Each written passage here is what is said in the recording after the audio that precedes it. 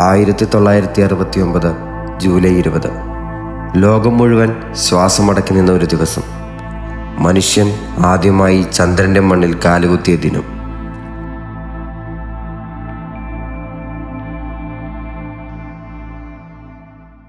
ആയിരത്തി 1950കളുടെ തുടക്കത്തിൽ അമേരിക്കയും സോവിയറ്റ് യൂണിയനും തമ്മിൽ ഒരു മത്സരം ആരംഭിച്ചു.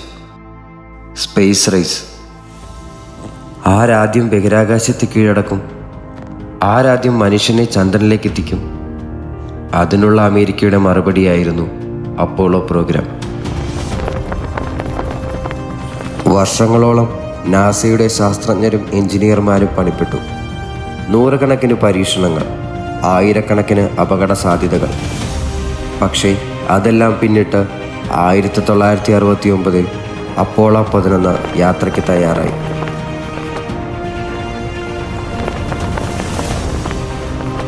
Neil Armstrong, Buzz Aldrin, Michael Collins 3 പേരാണ് ആ ഭീകര ദൗത്യത്തിന് തിരഞ്ഞെടുക്കപ്പെട്ടത്. സാറ്റേൺ 5 എന്ന ഭീമൻ റോക്കറ്റ് ജൂലൈ 16 ഫ്ലോറിഡയിൽ നിന്ന് ആകാശത്തേക്ക് ഉയർന്നു. ലോകം മുഴുവൻ ടെലിവിഷന് മുന്നിൽ ആകാംക്ഷയോടെയിരുന്നു. യാത്ര 4 ദിവസം നീണ്ടു. മൈക്കൽ കൊളിൻസ് കമാൻഡ് മൊഡ്യൂളിൽ തന്നെ. നീൽ ആംസ്ട്രോങ്ങും ആൾഡ്രിനും ഈഗിളിലായിരുന്നു. ഇന്ധനം തീരാനടുത്തു. വൻ അപകട സാധ്യതകൾ. കമ്പ്യൂട്ടറിൽ അലാറങ്ങൾ മുഴങ്ങിക്കൊണ്ടിരുന്നു. പക്ഷേ നീൽ ആംസ്ട്രോങ് ശാന്തനായിരുന്നു. 1969 ജൂലൈ 20 അപ്പോളോ 11 ലൂണാർ മൊഡ്യൂളായ ഈഗിൾ ചന്ദ്രന്റെ ഉപരിതലത്തിലേക്ക് ഇറങ്ങി.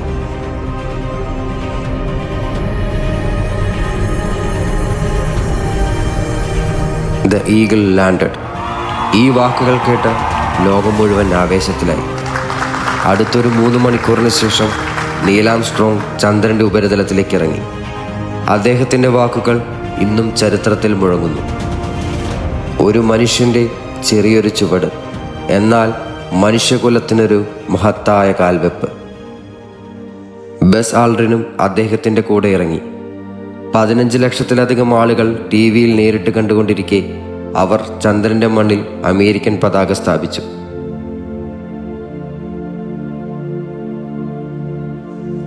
കൂടാതെ അവിടെ നിന്ന് കല്ലുകളും മണ്ണും ശേഖരിച്ച് പരീക്ഷണങ്ങൾ നടത്തി.